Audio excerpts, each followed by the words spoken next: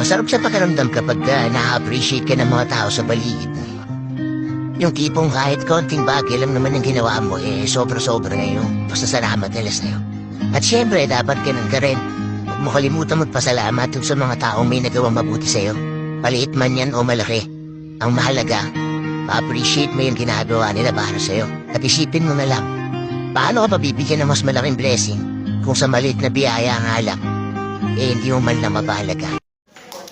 Meow, meow, meow, meow.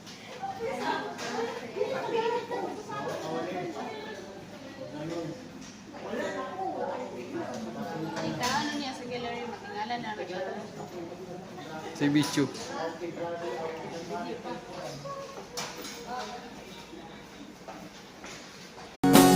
Dati, nung bata ako, gusto ko na maging matanda.